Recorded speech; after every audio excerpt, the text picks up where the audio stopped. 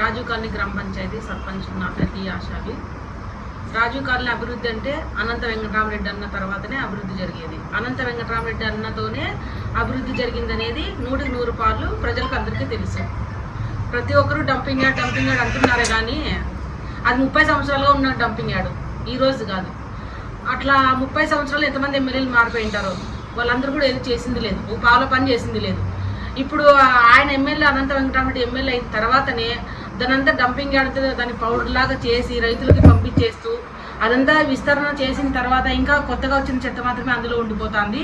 అది గ్రహించుకోకుండా ఉన్న టీడీపీ వాళ్ళు రకరకాలుగా వాళ్ళకి నోటికి ఏది వస్తే అది, ఎందుకంటే ప్రాపగండ చేయడం కోసమే. ఎందుకంటే కాసిన చెట్టుకే రాళ్ళు పడతాయి కాబట్టి చేసే వాళ్ళనే అనేది ఎవరైనా కూడా, చేయకోకుండా మొండి వాళ్ళని ఎవరు అంటారు.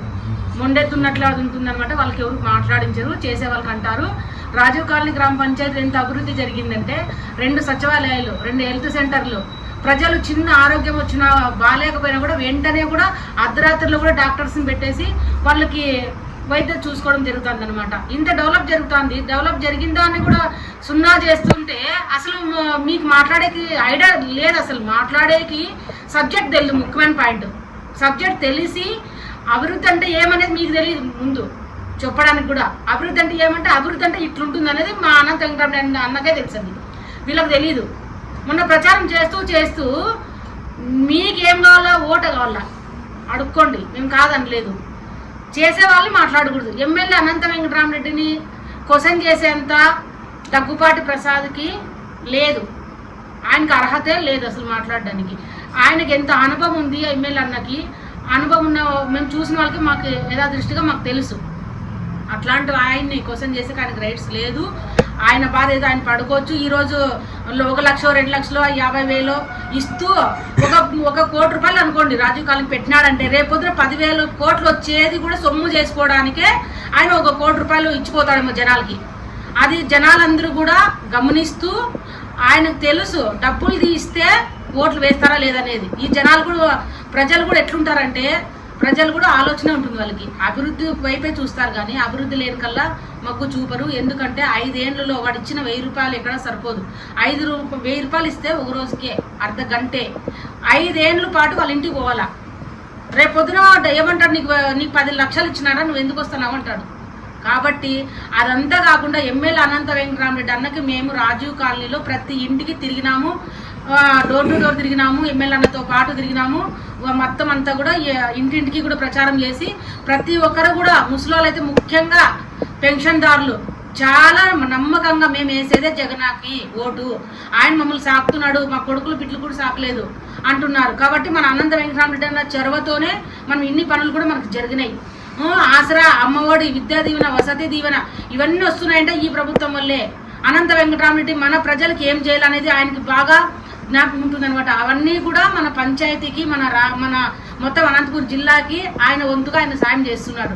కాబట్టి ప్రజలందరూ కూడా ఇదే గుర్తుపెట్టుకున్నారు. ముఖ్యంగా మహిళలు కూడా ఇంత డ్వాక్రా మహిళలు అక్క చెల్లెలకి ఇది ఇస్తానని చెప్తున్నాడు. పసుపు కుంకుమ కింద 10,000. సరే 10,000 పసుపు కుంకుమ ఇచ్చినావు, తర్వాత వడ్డీ అసలు కట్టొద్దని చెప్పినావు, బ్యాంకులో వడ్డీ అది కట్టుకోకుండా ఉండిన తర్వాత ఏమైంది, వడ్డీకి 2 వడ్డీలు మారు వడ్డీ వేసి మళ్ళీ వాళ్ళు ముక్కు మిండి వసూలు చేశారు బ్యాంకు వాళ్ళు. ఆయన 10,000 రూపాయలు ఇస్తూ 1,00,000 రూపాయలు కట్టించుకున్నాడు మహిళల దగ్గర. రుణమాఫీ చేశారన్నది ఎక్కడొచ్చింది?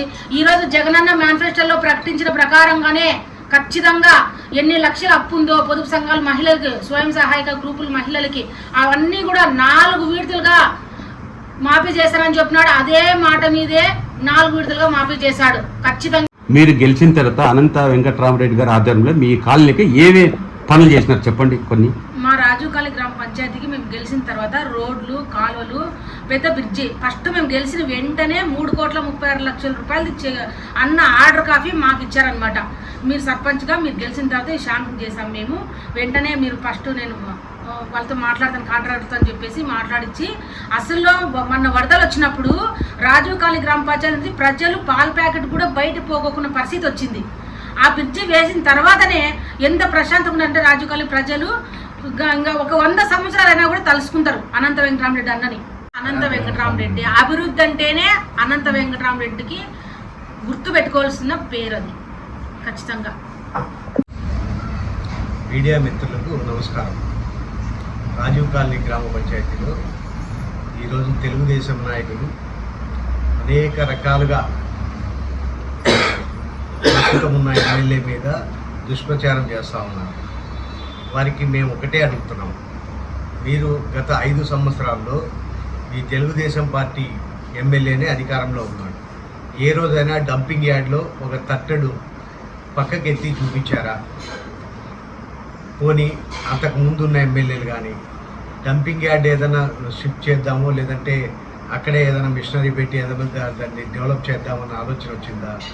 అనంత వెంకటరామరెడ్డి గారు ఎమ్మెల్యే అయిన తర్వాత దాదాపు 75% డంపింగ్ యార్డ్ క్లీన్ చేయించడం జరిగింది. ఉన్న మిగతాది కూడా అది డంపింగ్ యార్డ్ క్లీన్ చేయడం మొదలుపెట్టిన తర్వాత వచ్చిన కొత్త చెత్త దాన్ని కూడా చేయడానికి ఏదైనా అవకాశం ఉంది అంటే అది మరీ ఎమ్మెల్యేగా మన అనంత వెంకటరామరెడ్డి గెలిస్తేనే సాధ్యమవుతుంది తప్ప ఈరోజు దగ్గుపాటి ప్రసాద్ లాంటి డబ్బున్న మనిషి ఎక్కడి నుంచో వచ్చి హఠాత్తుగా డబ్బు తీసుకొని వచ్చి ఊరందరికీ తలాకింత పనిచేసి ఎమ్మెల్యే అయిపోయినంత మాత్రాన తర్వాత అది మళ్ళీ ఆయన అభివృద్ధిపైన దృష్టి కేంద్రీకరిస్తారన్న నమ్మకం మాకైతే లేదు. ఖచ్చితంగా ఆయన డబ్బు పెట్టి ఈరోజు అందరినీ కొనుక్కొని అన్ని రకాలుగా చేసిన తర్వాత రేపు డబ్బు సంపాదించుకోవడానికే ప్రాధాన్యత ఇస్తాడు తప్ప ఊరు అభివృద్ధి చేయడానికి ఆయనేం ప్రాధాన్యత ఇవ్వడు. ఈరోజు వాస్తవంగా రాజీవ్ కాలనీ అనంత వెంకటరామరెడ్డి గారు ఎమ్మెల్యే అయిన తర్వాత చాలా అభివృద్ధి చెందింది. వాస్తవంగా అంటే మొత్తం ప్రతి సందులో కూడా రోడ్లు, కాలువలు, అన్ని రకాల నిర్మాణాలు జరిగినాయి. అనేక స్కూళ్ళు డెవలప్మెంట్ అయినాయి. తర్వాత ప్రభుత్వ పథకాల ద్వారా చాలామంది అంత పేదవాళ్ళు ఉండేటువంటి కాలనీ కాబట్టి లబ్ధి పొందినారు. ఇట్లాంటి తర్వాత అనంతపురం నియోజకవర్గంలో కూడా అనవసరమైన రౌడీజాలు, గొడవలు, కొట్లాటలు లేకుండా కంట్రోల్ చేసి చాలా ప్రశాంతంగా అనంతపురం నియోజకవర్గాన్ని అభివృద్ధి చేయడం జరిగింది. అంతకుముందు కనీసం ఎంపీకి ఎమ్మెల్యేకి సరిపోయేది కాదు, మున్సిపాలిటీ మేయర్కి ఎమ్మెల్యేకి సరిపోయేది కాదు. కానీ అలాంటి పరిస్థితులు ఈ 5 ఏళ్లలో అనంత వెంకటరామరెడ్డి గారు ఎమ్మెల్యే అయిన తర్వాత ఉన్నాయా? పూర్తిగా మార్పు వచ్చింది. అందరూ ఐకమత్యంగా అభివృద్ధి చేయడం మీదే శ్రద్ధ పెట్టారు తప్ప ఏ రోజు కూడా అనవసరమైన వివాదాలకి ఇట్లాంటి దానికి ఎంకరేజ్ చేయలేదు. మా లాంటి చిన్న గ్రామాల్లో కూడా అనవసరమైన రాజకీయ కక్షలు లేకుండా ప్రశాంతంగా అన్ని పార్టీల వాళ్ళు కలిసి అభివృద్ధి చేసుకునే విధంగానే ఎంకరేజ్ చేసినారు తప్ప ఆయన ఎక్కడ కూడా అనవసరమైన దానిలకు పోలేదు. కాబట్టి భవిష్యత్తు కూడా మా రాజీవ్ కాలనీ ప్రజలు ఆలోచన చేయాల్సింది ఉంటే ఈరోజు 3 ఏళ్లలోనే ఇంత అభివృద్ధి చేసినాం. ఈరోజు ఎన్నో సంవత్సరాలుగా పెండింగ్లో ఉన్నటువంటి బ్రిడ్జి కట్టించినాం. తర్వాత మా మెయిన్ రోడ్డు చాలా అధ్వానంగా ఉండింది, చిన్న రోడ్డు ఉండింది. దాన్నంతా వెడల్పు చేసి వాళ్ళందరికీ పట్టాలు ఇప్పించి అన్ని రకాల వాళ్ళని ఒప్పించి మేము రోడ్డు నిర్మాణం చేయడం జరిగింది. అదేవిధంగా రాజీవ్ కాలనీ గ్రామ పంచాయతీలో గణేనాయక్ కాలనీ దాదాపు 300 మంది జనాలు కాపురం ఉన్నటువంటి వాళ్ళకు అందరికీ పట్టాలు ఇప్పించడం జరిగింది. తర్వాత రామయ్య కాలనీ వాళ్ళు కూడా దాదాపు 200-300 మంది ఉన్న కాలనీకి అక్కడ పట్టాలు ఇప్పించడం జరిగింది.